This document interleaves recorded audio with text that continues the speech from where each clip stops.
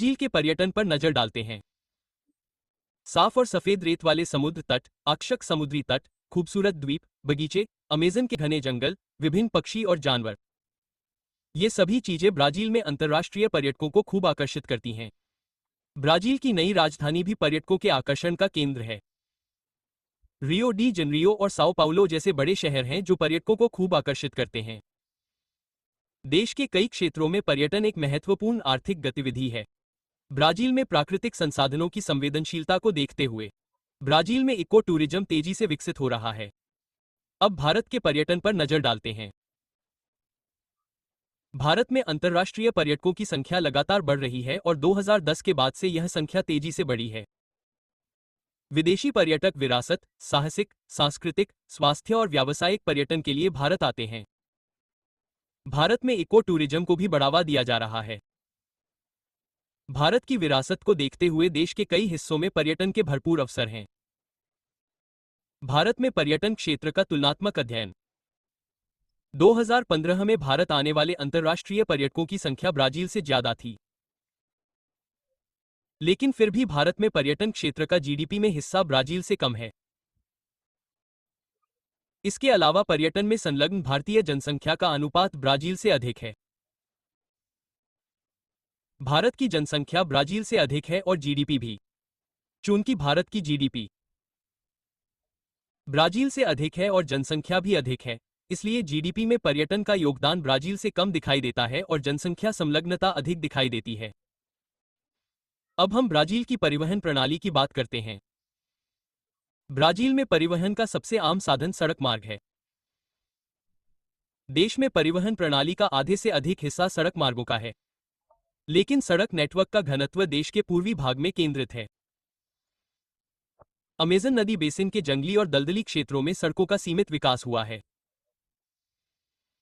Amazon नदी में जलमार्ग का विकास व्यावसायिक आधार पर किया गया है।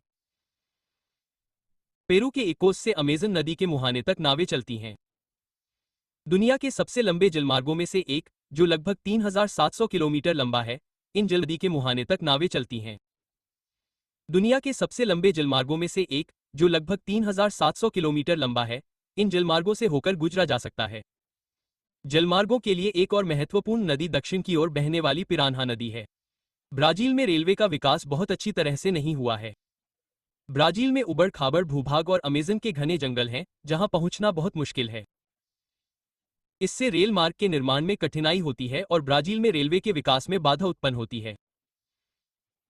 यात्रियों के लंबी दूरी के परिवहन के लिए रेल का उपयोग सस्ता है, लेकिन यह कुछ शहरी पर्यटन मार्गों तक ही सीमित है। देश की परिवहन प्रणाली में वायुमार्ग का योगदान कम है। जलमार्ग परिवहन का एक सस्ता साधन है। देश के परिवहन में जलमार्ग का योगदान लगभग 1% है। इसमें नदियां, नहरें, बैकवाटर और खाड़ियां शामिल हैं। भारत का लगभग 95% विदेशी व्यापार समुद्री मार्गों से होता है।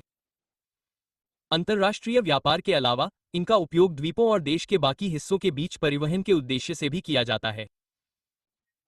हर साल लगभग 85% यात्री और 70% माल ढुलाई सड़कों से होती है। रेलवे के विकास के कारण माल और यात्री परिवहन सुगम हुआ है। भारतीय अर्थव्यवस्था के विकास के लिए रेलवे महत्वपूर्ण है। पहाड़ी राज्यों, पूर्वोत्तर राज्यों, भारत के मध्य भागों और राजस्थान में रेलवे नेटवर्क अपेक्षाकृत कम घना है, जबकि उत्तर भारतीय मैदानी इलाकों में यह घना है। ऐसा क्यों है? भारत के उत्तरी मैदानी इलाकों में रेलवे का नेटवर्क घना है क्योंकि इस क्षेत्र में नर्म मिट्टी है, जिससे रेलवे का निर्माण बहुत आसान हो जाता है। उत्तरी मैदान कृषि के लिए महत्वपूर्ण है और घनी आबादी वाला है, इसलिए इस क्षेत्र में रेलवे परिवहन की अधिक मांग है। इसलिए उत्तर भारतीय मैदानों में रेलवे का घना नेटवर्क विकसित हुआ है।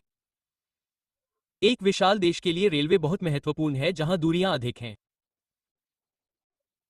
तुलनात्मक अध्ययन। ब्राजील की तुलना में भारत में वायुमार्ग अधिक विकसित हैं और आंतरिक वायुमार्गों का उपयोग भी बढ़ रहा है। ब्राजील की तुलना में भारत में परिवहन का घना नेटवर्क है। ब्राजील में संचार। ब्राजील के विशाल देशांतरीय विस्तार के कारण दो चरम बिंदुओं के बीच का अंतर लगभग 168 मिनट या 2 घंटे और 48 मिनट है। देश में अलग अलग समय क्षेत्र हैं। ब्राजील में 4 समय क्षेत्र हैं। ये जीएमटी से 2, 3, 4 या 5 घंटे पीछे है। मानचित्र में लाल रेखा GMT-03 समय क्षेत्र को दर्शाती है, जिसे ब्राजील का आधिकारिक समय या BRT माना जाता है। यह GMT से 3 घंटे पीछे है। ब्राजील में संचार का विकास। ब्राजील में दूरसंचार सेवाएं अच्छी तरह से विकसित और कुशल हैं। इस उद्योग में लैंडलाइन के साथ साथ मोबाइल सेवाएं, टेलीविजन प्रसारण, रेडियो प्रसारण और कंप्यूटर या इंटरनेट एक्सेस शामिल हैं। आज ब्राजील की 45% से अधिक आबादी के पास इंटरनेट की सुविधा है। दूरसंचार का बुनियादी ढांचा काफी आधुनिक है, खासकर मध्य दक्षिण ब्राजील में। हालांकि उत्तर और उत्तर पश्चिम में इसका विकास बहुत कम हुआ है। हाल के वर्षों में मोबाइल टेलीफोन ने ब्राजील में दूरसंचार सेवाओं के तेजी से विस्तार का नेतृत्व किया है। ब्राजील के क्षेत्र की प्रकृति, विशेष रूप से भूमि का आकार और निर्जन और घनी वनस्पति वाले क्षेत्रों की बड़ी जेब दूरसंचार सेवाओं के विस्तार और कवरेज के लिए महत्वपूर्ण बाधाएं पैदा करती हैं।